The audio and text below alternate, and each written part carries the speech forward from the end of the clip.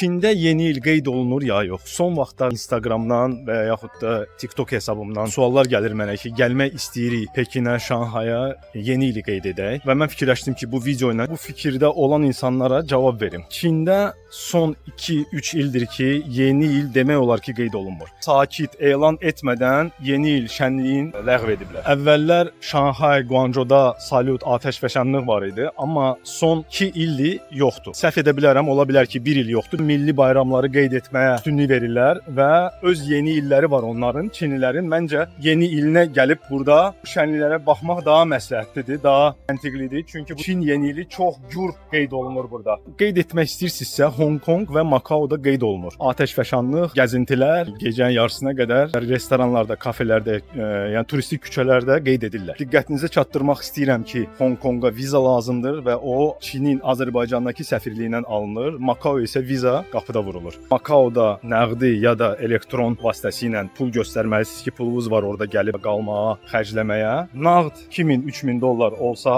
göstərməyə daha məsləhət. Hong Kongda atəşfəşanlığı Boğaz kənarı sahildən Ulduzlar Aleyasından seyr etmək olar. Makaoda isə sahil kənarı parklardan ya da Parisien otelinin önündən atəşfəşanlığı seyr etmək olar. İnanıram ki, suallarınıza cavab verdim. Başqa suallarınız varsa, buyurun sualınızı verin. Təşəkkür edirəm. Görüşərik.